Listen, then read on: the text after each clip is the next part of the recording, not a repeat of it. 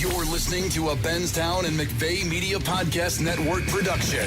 Run It Again is an inside look at the players, the coaches, and the business of sports with former NFL star and broadcaster Ron Pitts. And 2 minutes later, I was back in the same Oklahoma drill that I got the concussion from. And the mastermind behind the greatest show on turf, Coach Mike Martz. And we want to force him into a vanilla defense and go to work. Run It Again is a hard-hitting, no BS podcast that connects you directly to the source.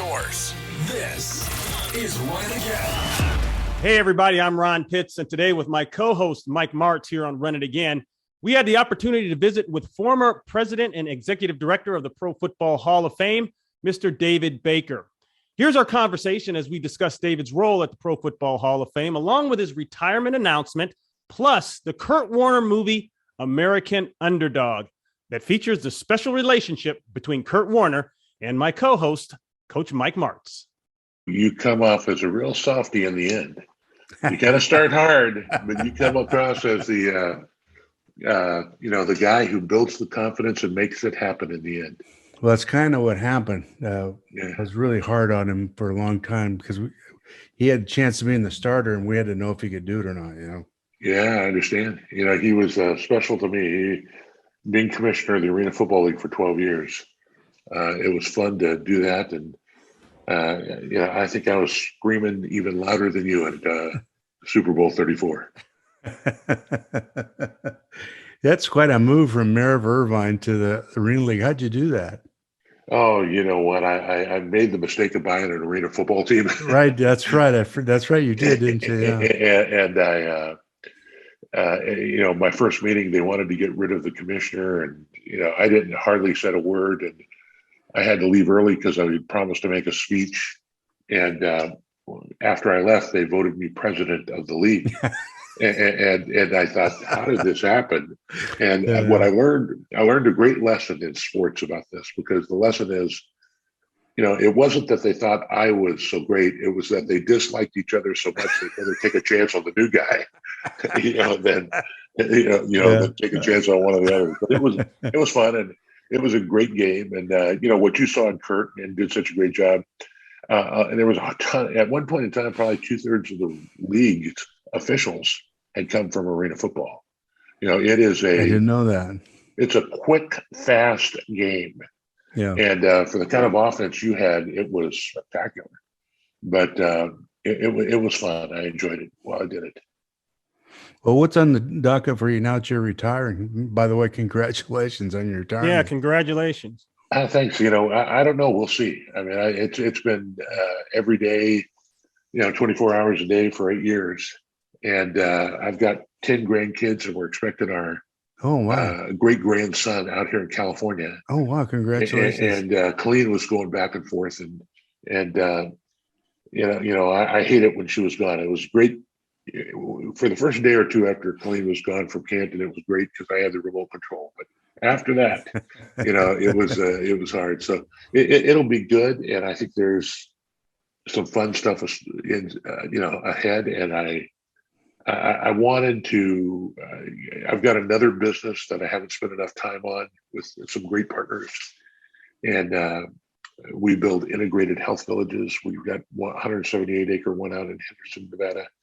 And I just know there's some things I needed to do, both personally and professionally, kind of before it was too late. Yeah, well, I don't blame you. That sounds exciting for you. Yeah. Hey, David, I'm just curious, when you took over as president and executive director with the Hall of Fame, what were your future visions of the Hall? Because I know since your time there's been a lot of improvements to the building, to the structure, to the, how the organization runs things. But just give us an idea briefly what you had in your mind looking forward. Yeah, I appreciate that. I think that when I first got there, I wanted to build a hotel next to the hall. And then the concept was that it would have a conference center. And then this concept of all the stuff that came around it, but we needed a new stadium. The stadium that was there was 80 years old. Yeah. Fawcett Field. And I don't know, did you ever get a chance to play in that stadium? Yeah. We coached there in 2001, I think. We played the Dolphins there. I think they made guys change clothes in the gymnasium next door. We And- actually changed it at the hotel. We didn't. Yeah. We couldn't. They didn't have room for us at the stadium. And so it was, if you're going to keep that game to kick off every season, which I think is very special and should happen where the game itself began. This year was a great example. After COVID, we had the first full stadium for football in over 18 months. Oh wow! And I'd like to think that helped this incredible season that we've had now get off to a great start. But, we were fortunate to build Tom Benson Hall of Fame Stadium, which is a spectacular, state-of-the-art, small venue NFL stadium in every way, except that it's, 23,000 seats instead of, 65 or 70,000 seats. That's beautiful. But there was also other things that came along the way. We have the good people of Canton raised $12 million, not the NFL, but the good people of Canton. And they built a park downtown called Centennial Plaza. And it's to commemorate the first 100 years of the NFL. So there's player pylons down there for every decade. Oh wow! And for instance, your name is on those pylons. For all 25,474 guys who played in the first century of the NFL, their name is on that pylon. That'll be there. We also started the Personal Player Legacy Archive, which is every guy who has a bronze bust, 354 of them, are in there. But for those who don't have a bronze bust, if you played a week in the National Football League, we have an archive. So, for somebody who has a more illustrious career like you guys, we can take that archive, we can pull it for you, we can show you what's in it, what we have, you can add to it so that we can guard your legacy as well. Wow. One of the things that I really get excited about is the Black College Football Hall of Fame. So many of these guys, to have a place like this, and this happened, a couple of years before the George Floyd deal, but one of the things I've enjoyed with all of our Hall of Famers, especially the older guys, is I got to know them as you guys have did some cutting edge things on race that the rest of America needs to catch up to. Once you got in that locker room, it was not about your color, it was about your team. And there had to be hard discussions, and there had to be, difficult challenges. When the AFL, moved their All-Star game, if you remember, I think what was that, 63, something like that, at the last moment, to Houston. It was Jack Kemp, a white guy that led that effort. And there's been so much stuff that when you're in that locker room, you guys know it, you've seen it. The unspoken truth is that if you trust each other, that cuts off milliseconds from your execution. And if all those milliseconds add up, you can get a touchdown on offense like Coach Martz, or you can get a turnover on defense. That trust has to be earned. And there is love in that locker room. We do a deal at, that is the Ray Nitschke Luncheon that only Gold Jackets would come into on Friday of Enshrinement Week. But those guys come back for the love that they feel there for each other. And so all those things were things, but to me, if I could share with you, it wasn't just about the great game of football as entertainment or about the hero worship of guys who play it. For me, it's about the values of the game and the lessons that the game teaches. And not just for guys who get paid for it, but for high school kids and youth football kids that grew up to be firemen and police officers and soldiers and teachers and preachers. My mom and dad couldn't read or write. And if it wasn't for sports, I would have never gone to college. And because of that, would have never gone to law school. And I think that there's a lot of us who have raised by coaches who we weren't their kids, but they loved us anyways. And they taught us how to, get up when you get knocked down and how to go on when you don't think you can go on. And, respectfully, I get in a little trouble for this because I'm thankful for all of our great educators out there. But I've still yet to find anybody who goes back to their calculus teacher or their chemistry teacher when their marriage is on the line or their business or they've got a healthcare crisis. But I'll tell you, and Coach, I know you've seen this, they all come back to their coach. They do. They do. If you know, I talked to Ronnie about this.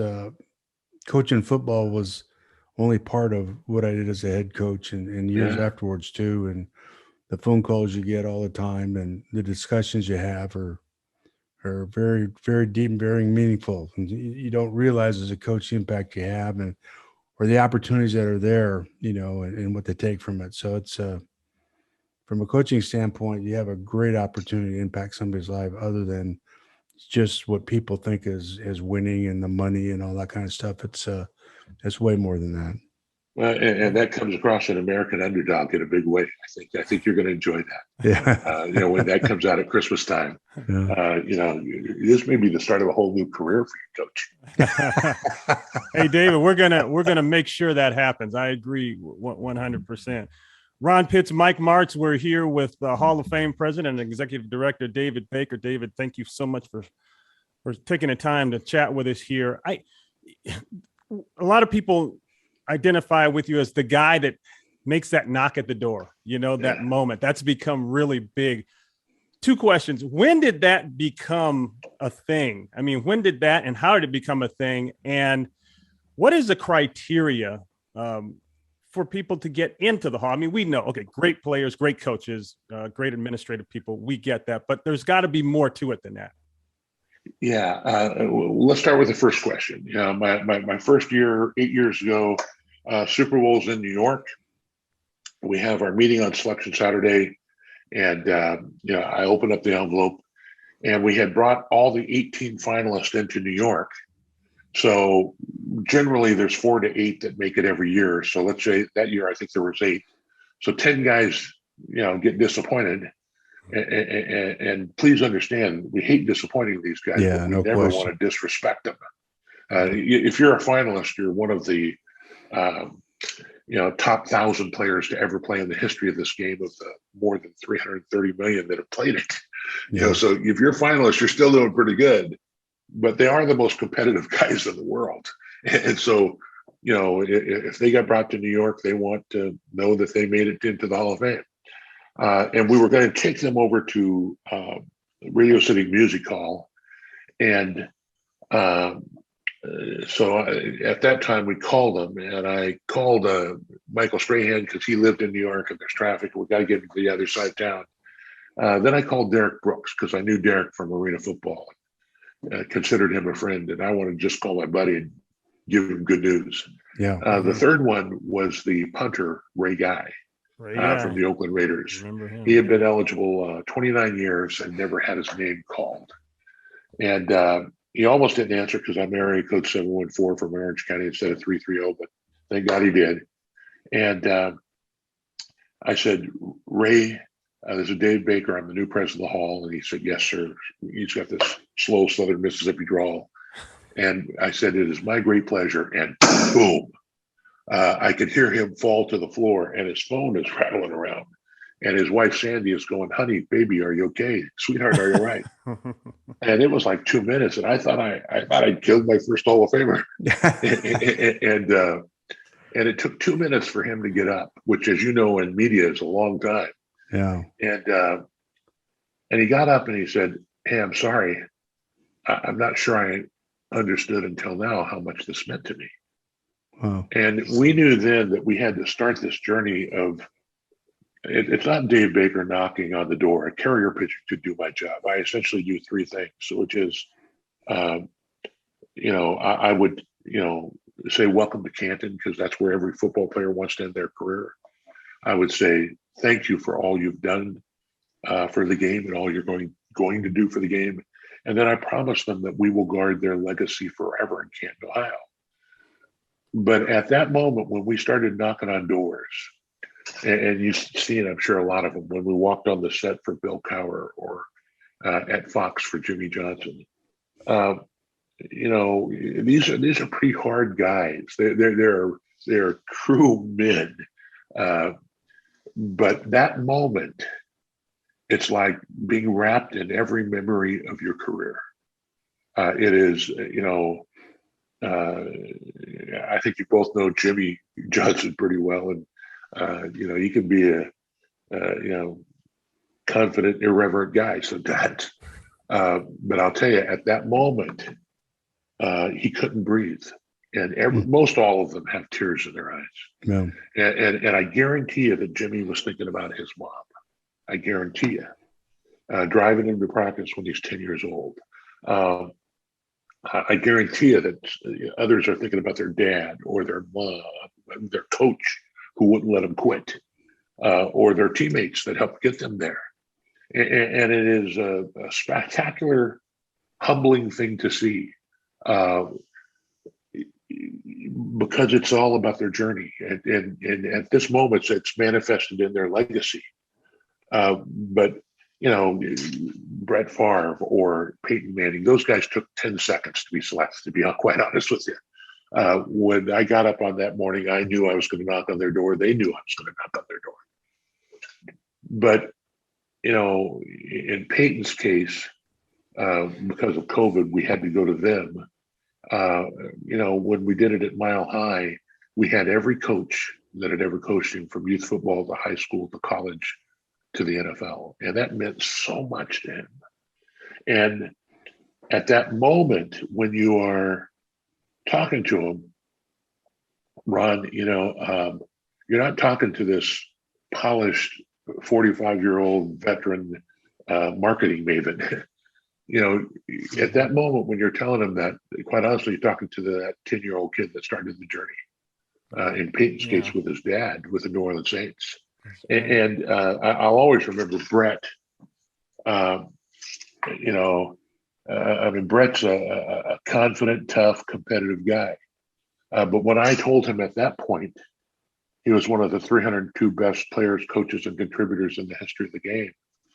He put his hands in his pocket like a little kid, and he hung his head in humility and said, "Thank you very much. Thank you." And I just knew this guy knows the shoulders of all he stands upon. It wasn't about him at that point. And then we take him over to the honor show, and you may have been there when this happens at some of the honor show. They bring him out right at the high point in the middle of the show. And the guys who have the gold jackets in the audience, they come up and they shake their hand and they welcome them into this fraternity.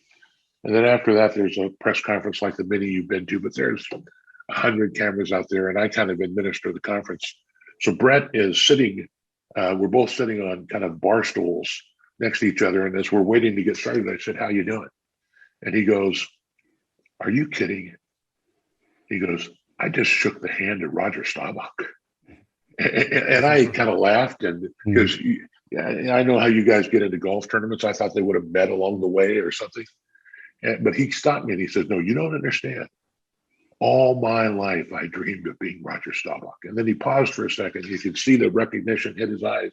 And he goes, "Hey, I guess I'm on his team now, right?" Yeah, right. And I said, "You're on his team forever." Yeah. And so that's a little bit about how that evolved. And I don't know where it goes now. The only doors I'm going to be knocking on are Wendy's, McDonald's, and Burger King.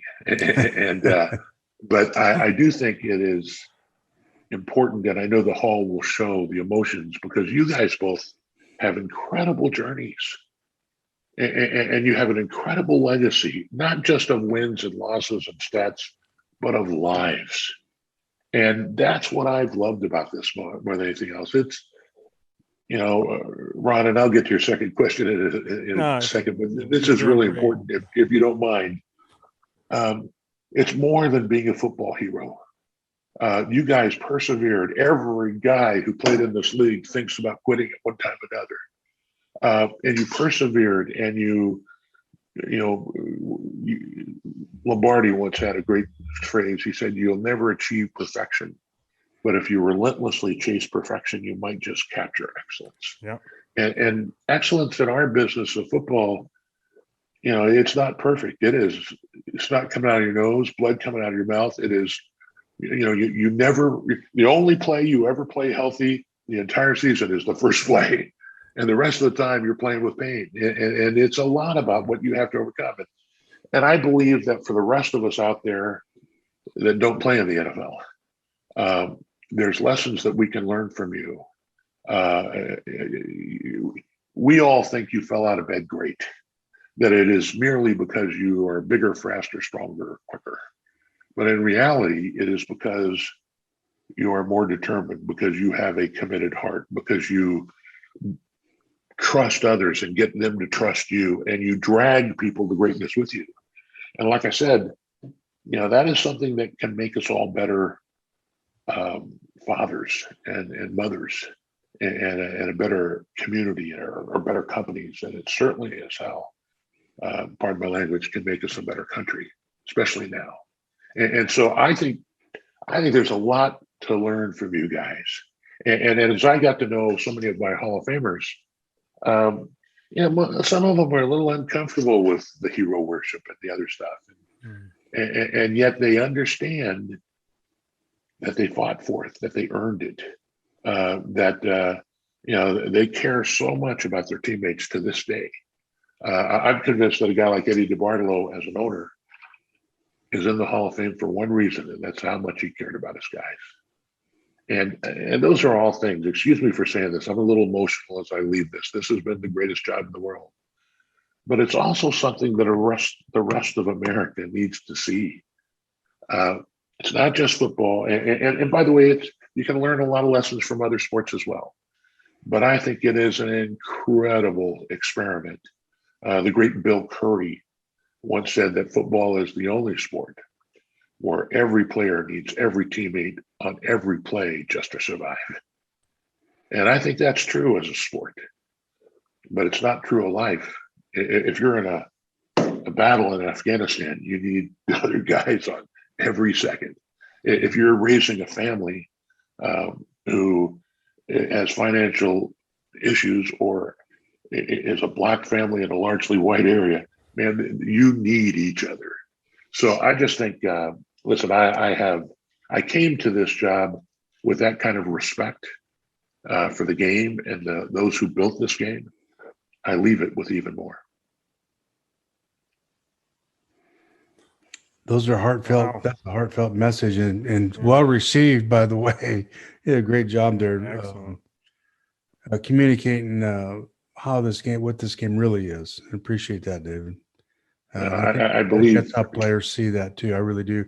I think players that make the impact on each other's lives and rely on each other, I think you verbalize it beautifully. I think it's really good. Coach, I have two sons that played football. One played for a while at Duke when they were losing 22 straight and had the record. And I have another son who played for Pete Carroll and was a 3-time All-American at USC when they won 35 straight and had that record. Yeah. But the really cool thing was both those guys were learning the same lessons. Yeah, no question. And respectfully, if they moved next door to either one of you, you'd have a good neighbor. Yeah. But I do know how hard it was for my son in the NFL to leave the game, to leave, not just a support system of having so much done for you, but having people care about your every success and being tied to other guys who you cared about. And sometimes I think because the game has been so successful and there's a lot of money in it, unintentionally there's this media message that you're just football. Yeah, right. You're just a football coach, or you're just a football player. And let me tell you, Coach, I know you a little bit well, and Ron, we've met. But I'll tell you right now, you have a doctorate in commitment. You have a doctorate in courage. You have a master's in team science of helping disparate people come together to make a team. And that is so valuable. And it's what America needs right now. It's what we need racially. It's what we need politically. Listen, I just, I know I'm pounded hard on this, and but I have such respect for the guys who built this league.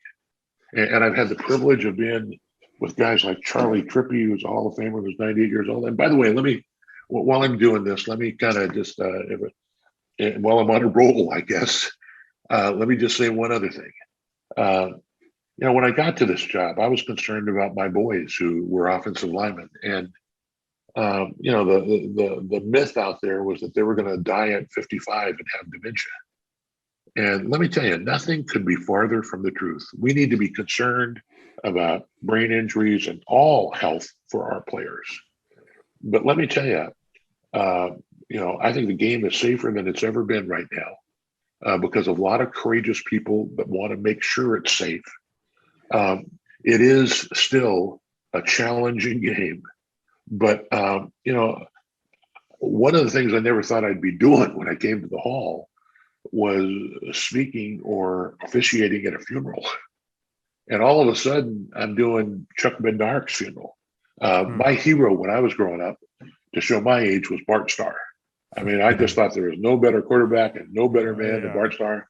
When I came to the Hall, 10 minutes after I got there, I got this call. Secretary says Bart Starr is calling. And he was wishing himself at his funeral, being one of the three people to speak at his funeral. And when you look at that, it is deeper level than just who wins and loses in a game. And those games are very important.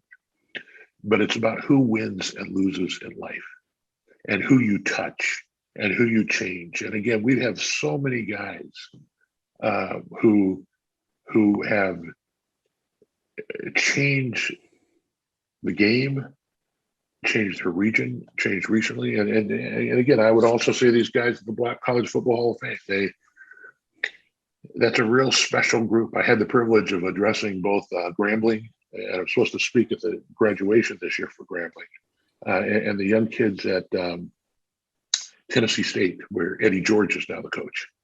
And I got to tell you, much like you've experienced, Coach, in some of your position meetings, I'm sure, or when as a head coach, man, these guys are focused. You could hear a pin drop in that room. And I'm looking out at all these guys, and I hear a lot from employers that they can't find good people to work for them, or in terms of diversity, that they can't find, good people of color. And let me tell you, they're not looking in the right places. Because these are, good, disciplined, smart, intelligent young Black guys. And again, I think that's what you produce for anybody who plays this game, regardless of their color. So these are such good lessons. And I think there's so much to be proud of the game. And again, I think you guys, I'm excited about you doing this podcast, but I'm excited about the other stuff you can do. Coach, I mentioned, Kurt's movie, and I'm a big Kurt Warner fan and a big Brenda Warner fan. But you're going to come across real good in that movie in the end. Maybe not so much at the beginning, okay?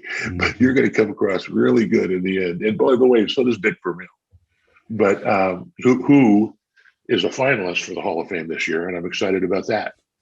But I'll tell you, the kind of moment you had with Kurt, and I'm sure you probably know what moment that was, is the kind of moment that everybody wants in their life. And everybody's not going to get to play in the NFL or have a coach that cares about them like you do. But they can all have somebody, or they can all care about somebody else like that. So to me, that's the great benefit of being at the Hall of Fame. It's more than a museum. To me, it's its message of excellence. It's this message of unity and inclusion, and heartfelt love. Again, the reason that it is hard for players and coaches to leave this game is because they love the game, and they love the ones they played and coached with. That never goes away, does it, David? It just never goes away. That those feelings for each other. I was able to witness, I guess in the front row, the transformation occurred, and what he had inside of him. He just, it's like that dummy. You just keep knocking it down, just right back up there, And to go through what he did and have the success he had was remarkable. It was pretty special to witness that.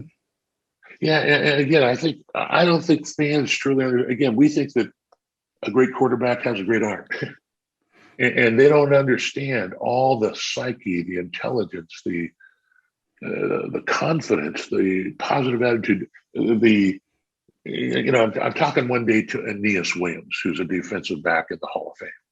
Aeneas is also a pastor in Ferguson, Missouri, and dealing with a lot of racial issues there. And I asked him what's the greatest thing the most important thing he needed to know, and his response was, I needed to learn how to forget. If I got burned, I had to immediately forget that I got burned because I got to come back on the next play and do that. And he said, what I've learned in life is there's people who not only can't forget, but they can't forgive. They can't forgive themselves. They can't forgive others. And he said, that's holding them back. And that's what I'm dealing with now. And again, I think there's so many issues like that, that things that you did to make, with Kurt and the story that they're going to see is that there's probably more failure to get to success than there is success. No question. Yeah. But if you don't fight for it, if you don't forgive yourself, if you don't want it, it doesn't happen. But it doesn't happen. I thought it was just such a wonderful message. And by the way, let's remember, you guys won a Super Bowl 34 by 1 yard. That last play where the tackle was made, you made it by 1 yard. And that journey was so incredible. And there were so many scores in it and stuff like that. But I really have high hopes that this movie will resurrect a great story about a great team and all the things that you guys have done. I just think, again, I encourage you in this podcast. I encourage you in what you can do. Football is an incredible platform, but it is a great way to reach people on something that is more important than football. David, thank you so much.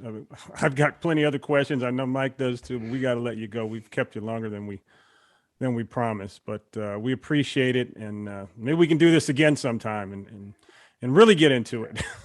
Anytime, guys. I appreciate it. And just want you to know, it's been a great opportunity as president of the Hall of Fame to be a guardian of the game's history, because I get to say to real, genuine, sincere, outstanding people like the two of you, to say thank you for all you've done for the game and all you continue to do through the game. Thank you, guys. God bless you. Okay. Thanks so much, David. David Baker, Hall of Fame president, executive director. Boy, giving us a lot of insight on something that's been a part of our lives for a long time. You've heard it right here on Run It Again. Ron Pitts, Mike Martz. That was good stuff by David Baker, wasn't it? Yes, that's right. Mr. David Baker of the NFL Hall of Fame, soon to be retiring. Boy, it's great for him to stop by our podcast and share a couple thoughts with us. He was, he's really taken that. When you look at the Hall of Fame in the last 20 years or so, each year it's just gotten so much better in the production part of it and the organization of it. And I've had the opportunity to go back about 5 times, guys being inducted, and it's gotten better every time. He's really done a good job with it. Yeah. So, hey, listen, let's jump into this Monday night game here. Good old Buffalo and New England. Boy, that was a clinic in so many words, wasn't it? It was. The thing that obviously New England looked at, Belichick looked at Buffalo and their inability to stop the run against good running teams, and they just stayed with it. They didn't take any chances. They just were convinced. They just chunk it along, and they felt like they couldn't protect, that they could get after Buffalo's quarterback, and their offensive line really struggled against the pass rush in the down 4. So it worked out. The only thing that I would say is that's misleading is they missed an easy field goal with it because of the wind in the fourth quarter. And when they got down there again, they got down there in the fourth quarter twice at the 10-yard line and didn't get any points. And they kicked field goals both times down there, they win the game. So that's right. But they missed the first one, so they got to score a touchdown, of course. So but it was I don't know that I've ever seen a team that patient with the running game, just staying with it. But it really should have cost him because of those field goals, but didn't they? He was very smart with the wind and all that. 222 net yards rushing for the Patriots. And I had to look twice at the passing stat at the end of the game because I thought it was a typo. Matt Jones, 2 of 3 for 19 yards and an 84 quarterback rating. Yeah. Well, pretty efficient.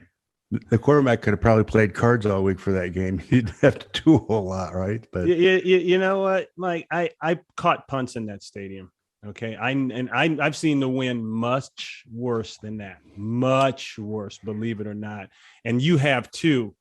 And I was going back to that play with N'Keal Harry, where the ball grazed his His helmet. Yeah. Yeah. And at the time, that felt like a huge play because Buffalo was struggling coming out of the gate. They couldn't get down the field. And I saw that. And the first thing I said is, I'm not going to pile on the kid, even though maybe he could have used a little bit better judgment decision-wise earlier. But I know what that wind can do to the football in that stadium. It can make it turn 90 degrees.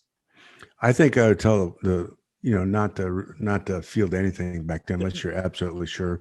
We went up there one year, got beat up there. And we were a better team, but we got in there and we had, I think, 3 punts, 10, 12, and like 13 yards, into the wind. We just couldn't, it was ridiculous. Yeah. And people watching the TV, they see that wind blown, but you have no idea how strong it's just like a jet backwash coming at you. It's just unbelievable how strong that wind is. Yeah, they have no idea. Mike, the Bills' second to last possession, I question the decision to not go for it on fourth down. They tried to kick the field goal, and I believe they missed it.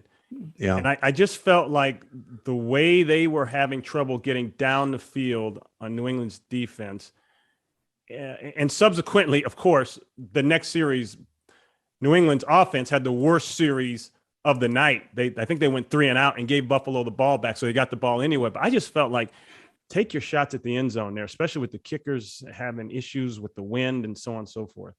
That's a hard decision to make as a coach, Ron. I think you have to weigh two things. Number one, your ability to make the field goal. And number two, whether you make the third down, whether you'll make it, the fourth down. The fourth down, yeah. If you'll succeed there, or, it was close enough field goal wise where even though it was windy, you'd think he'd make that, So I think it's probably a good decision as it turned out. If had they made the field goal, they'd have won the game because they got right back down there again anyway. So yeah. Now Buffalo was coming into the game. They were 11th in the NFL in red zone, and I don't know if a lot of people realize this.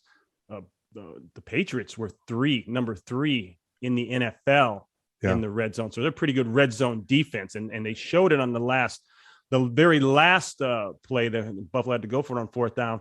Here's something weird there. The first time all night, the Patriots decided to bring full blitz. Okay, zero blitz, which is probably typical Bill Belichick. Yeah. But what surprised me is not one receiver tried to go inside with the Patriots having no one in the middle of the field. And the two corners were so far outside and deep. That was mind-boggling to me. Yeah, that's a play design. Usually when that happens, somebody's got to sight that or break it off and give the quarterback a quick shot because you're not going to block them all. You have to have an answer for that. And the fact that they probably never showed that this season. Yeah, I bet you they didn't. And they damn sure didn't show it all game. No, and so I'm sure.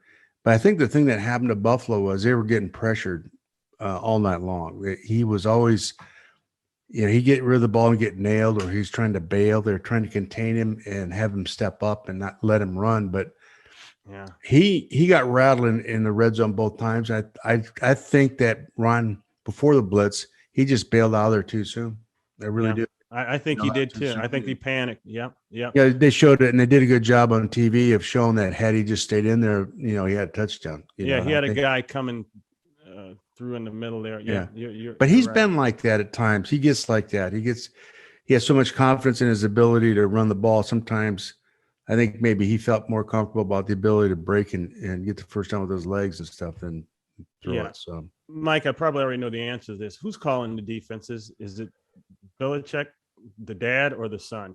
The son calls it, I'm sure. I think he listens and have his input, but Bill's really good about all that. If he is not capable of calling it, he wouldn't hire him.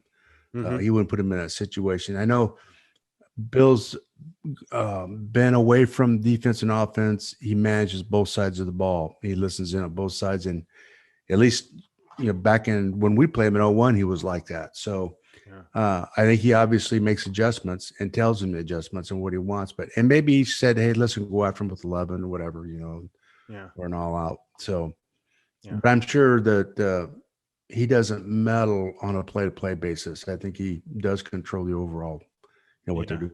Yeah, the Bills players and coaches were a little salty after that game. Sean McDermott told the press, "Hey, let's not give more credit than we need to Bill Belichick on this one."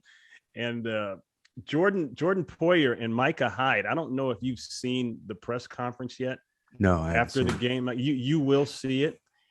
And some reporter somewhere asked a question, and it was it was out of line. Probably it was in that area of, hey, clearly he was trying to incite something, instigate something, and Hyde and Poyer just kind of went after him up on the podium there. It was What was the question? Do you remember?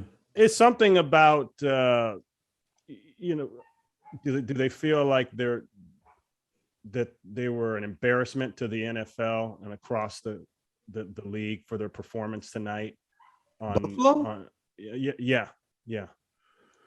That's what the question was. Yeah, it was one of those just dagger right in the heart, knowing guys are sensitive, knowing guys are uptight and upset, and it was poor. You just hate to see members of the media, and we're members of the media, so to speak, and I hate to see people do stuff like that. So that was, and you'll see it, and our listeners, they'll hear it and see it. So it's just not how it works. No, that shouldn't be allowed in the press room. No.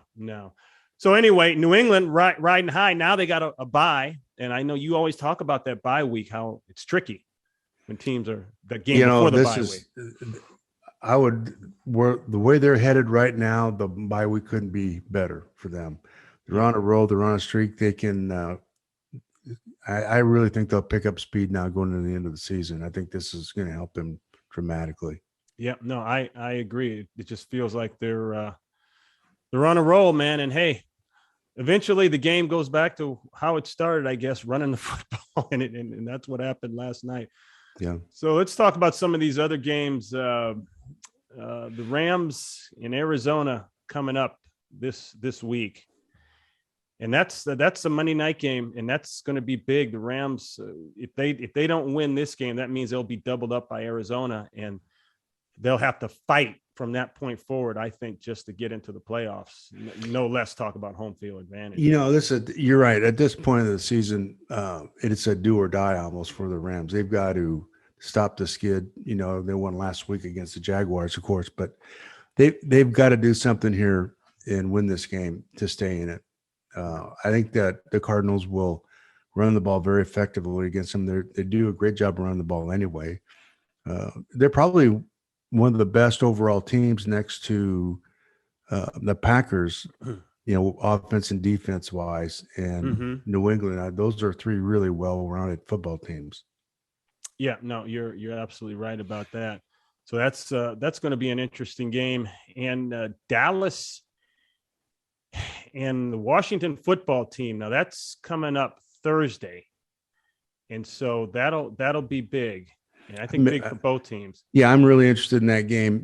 Washington just does whatever it has to do to win. That's what they've been doing. And the quarterback, Heineke's playing very well. Defensively, of course, they lost Chase Young, but they're good in the defensive front. They're good in the secondary. The safeties are real good players. Hopefully they can stand in there and slug it out with them, and not give up the big plays, which Dallas will try to do. But Dallas is just not going to be patient enough to run the ball and control it. They're just not going to do it. They're going to take their shots because that's what they do. Yeah, my mistake there, Mike. Dallas and Washington, they will play on Sunday. Pittsburgh and Minnesota will play this coming Thursday. And Minnesota, what a punch to the gut now. You give up the first win to a team that is struggling this year in the Detroit Lions. So they're not feeling real great. And it looks like Zimmer's on the hot seat for sure now. Well, he kind of looks like he's on the hot seat. When I watch him all season long, it just kind of the way he just looks like a miserable. He looks like he's miserable, doesn't it? Just a lot going on. I've never seen a coach like that. He's got a scowl on his face for 60 minutes, but. They're a good football team too, and they've lost a bunch of games, at the last minute and whatnot. It's just, I don't know. They're down. They're really down, but they're a better football team than Pittsburgh. They should beat Pittsburgh.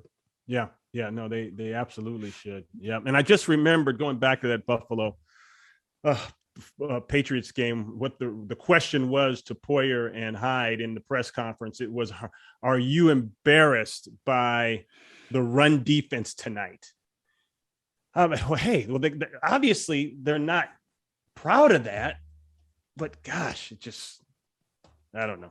Sometimes. Yeah, that's so out of line. I don't know. But, that's the way. That's what it is. You got to know that. You got to know you're going to get it. But gosh, man, come on. It's just.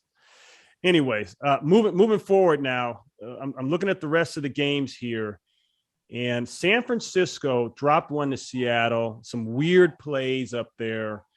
They faked a punt, scored on that, and you can see the energy, that old Seattle stadium energy, was slowly starting to ramp up, which Pete Carroll and the Seahawks needed, because they had nothing going up to this point in the season. Really, it's just been a flat, difficult season for them. And now San Francisco is going to go back to Cincinnati and take on the Bengals. And this is a big game. This might be a must win for San Francisco, and Cincinnati needs to come back and get a win after that loss to the Chargers.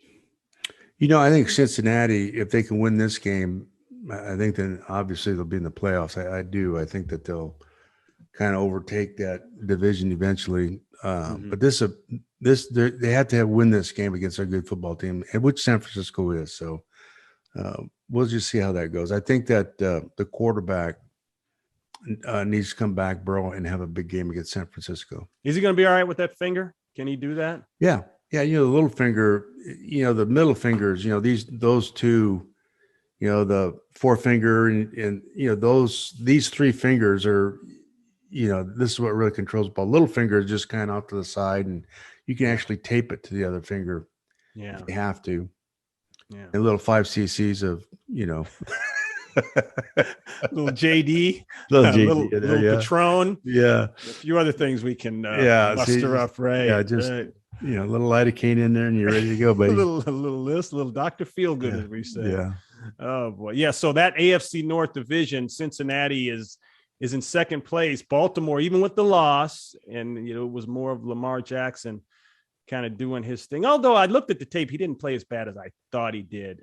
Watching the game live, and you go back and look at it, it's a little different. But Baltimore's in front at 8-4, and Cincinnati's right behind him at 7-5. So those two teams are chugging away there at the bit. Yeah, I think Cincinnati, for the first time, who remembers, has a great chance of overtaking that division. I really do. It's been a while, hasn't it? Right? It has. In Baltimore, they're just not. They're just doing whatever it takes to win games. They've not dominated anybody. They've not come out in, at least lately, and they're not running the ball nearly as effectively as they were a year ago. Yeah. The Raiders go into Kansas City. This is a big one because the Raiders are doing their what do you call it? Their split personality deal again, like they seem to do every year. Yeah. And 1 week they're a great team. Next week they suck. Another week they're a great team. Next week they underachieve.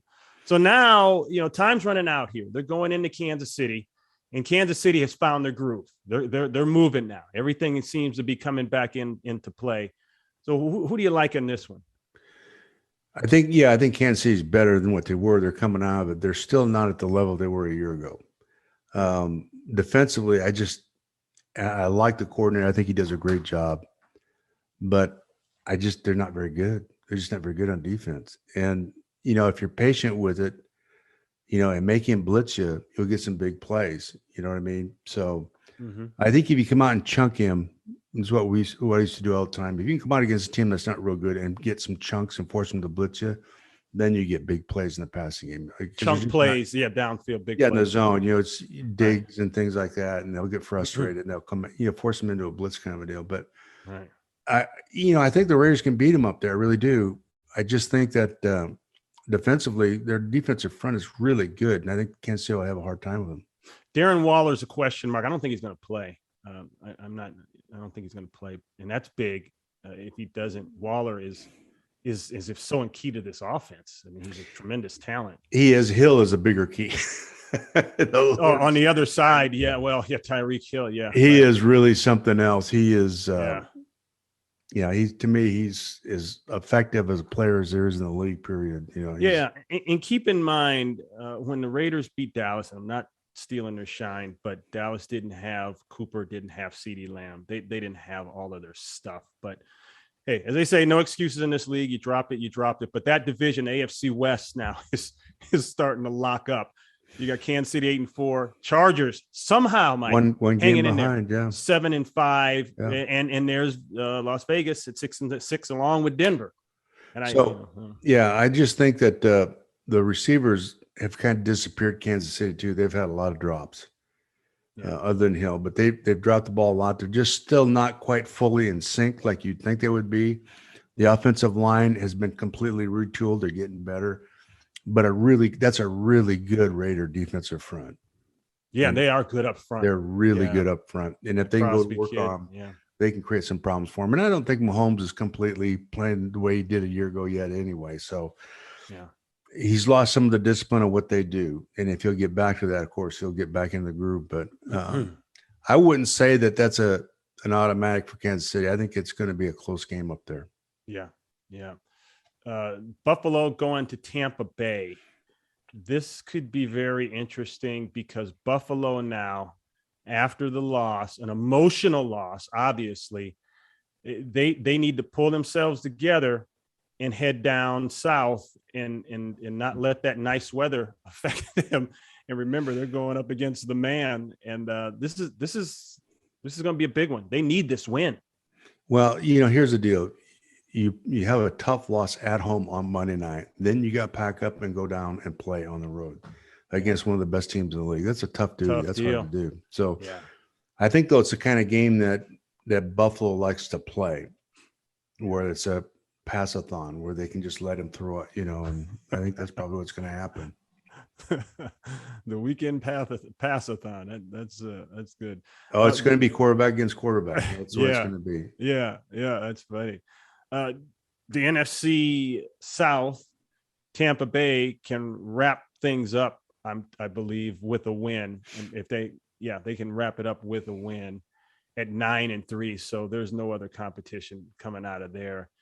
Green Bay at 9-3 also, Mike, a quiet 9-3 kinda. Would you say that? I mean, I've said about Green Bay all year long, even when they lost the opener so ugly. I think it's the best Green Bay team I've seen for many years. I think you're right. They've got both running backs. The receivers are all healthy. They got 4 good ones. Yeah. And they're defensively, what are they, a top 8, 7 team, somewhere in the league. They're good on defense. Yeah. And he's ridiculous. There's nobody can throw the ball as accurately as he is in the history of the league. I'm just going to say that. Not Tom Brady, not anybody can make the throws that he can make. He's just ridiculous. So that guy's pretty good. Green Bay has been my pick to win it all since the beginning of the year, and I haven't changed that yet. So who knows? Maybe it'll be Tampa against New England in the Super Bowl. Wouldn't that be something? Wouldn't that? Oh boy. Yeah, I know. That's where this thing is headed. Well, the media wants that. That would be the all-time Super Bowl kind of a deal. Yeah, since it looks like, and I'm not gonna put dirt on anyone yet because anything can happen. But the favorite in the beginning of the season when the Rams beat the Buccaneers was, oh yeah, the Rams are going to do exactly what the Buccaneers did. Blah blah blah. It's that easy. No, it's not that easy. So, hey, Mike, let me tell you, talking about this trend here that I'm seeing, and I'm sure you've noticed it too. Seems like a lot more 6-man offensive line packages on the field. Buffalo ran one. New England ran one last night. They brought in 6 offensive linemen. They overloaded the right side, and they ran left, and it was a play that the kid gashed for the big touchdown early in the game. Mm-hmm.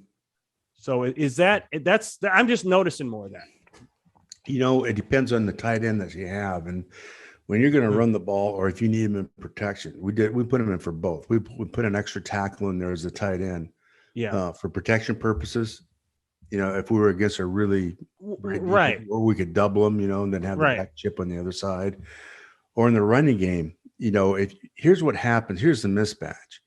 All those all those pass rushers are light in the rear end kind of guys. I mean, That's true. Yeah, that's right. they're in the 250 to 270 pound range. They're lean guys, but what they don't do is when you run at them, they're just not very good at it. Yeah. And so what you do, you put the big guy in there and you made him play football, so to speak. And then when you put him in there, a lot of times they'll shift the backers over a gap. You know what I mean? That's kind of what happened.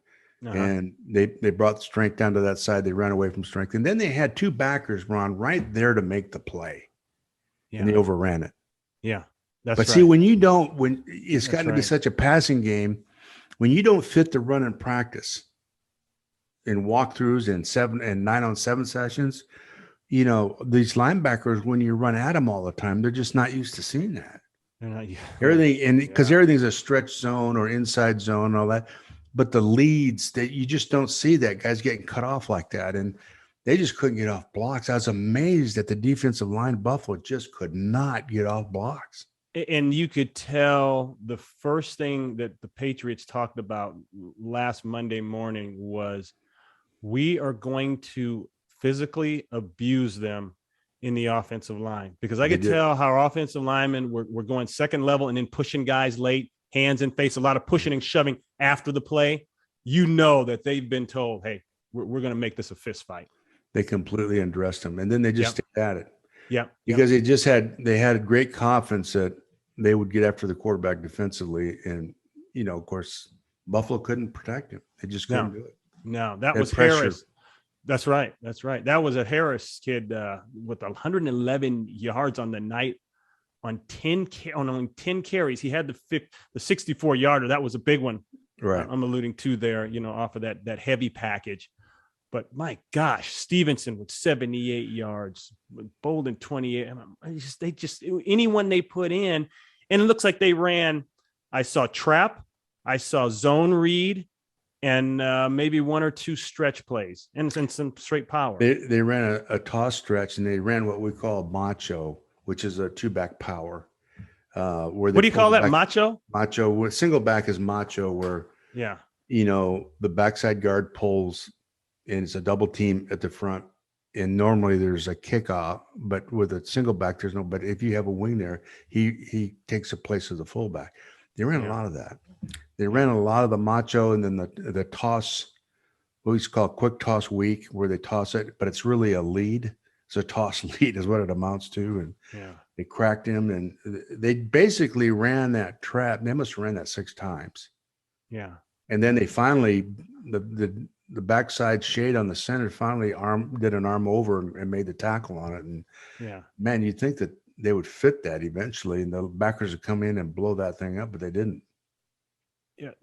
The Patriots used the Colts blueprint, not that they needed to find one, but they used their blueprint, so to speak, against the Bills. And that's proof that if you ever have trouble with something because of the way film circulates in this business, you will see it again. Yeah, you got to prove you can stop it.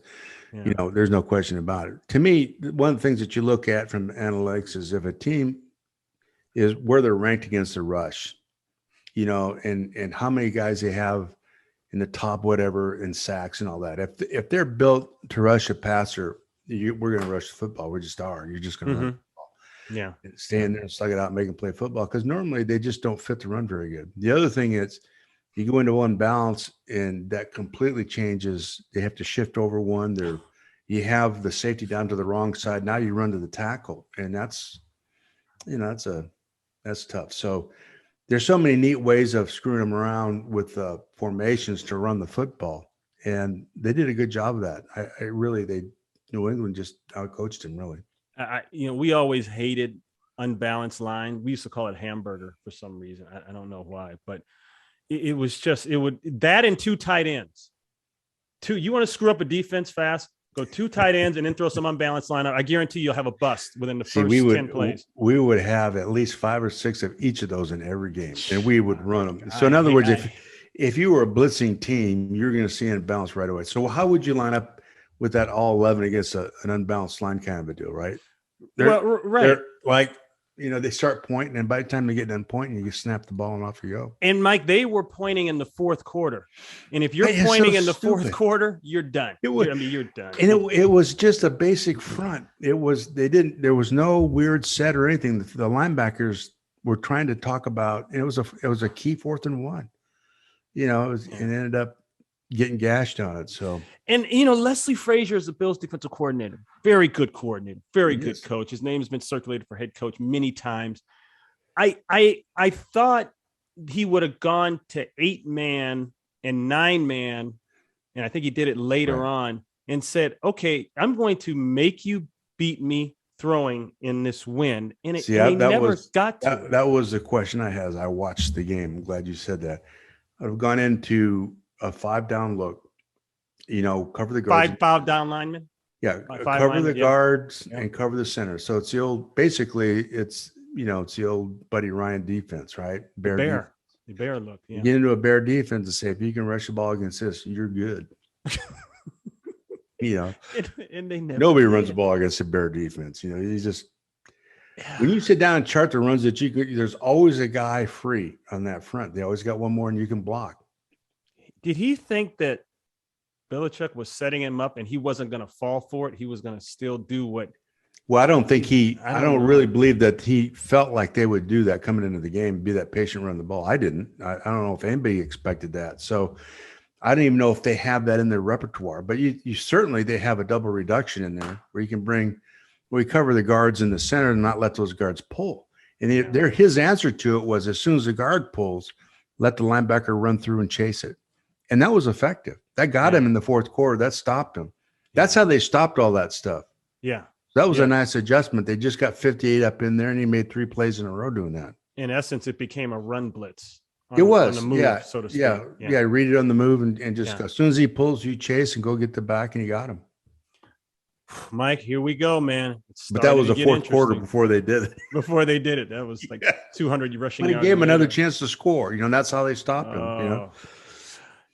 Hey, man, here we go. This is going to be fun. The really big game this week, to me, you got to see the Ram and the Arizona Cardinals. That's a big one. And then to me, to see how or if Buffalo can go down there and keep the pace with Tampa Bay. Yep. We're going to be watching. All right, man. We're done. Got to let you go. All right, Ronnie. All right, buddy. Talk to you next week.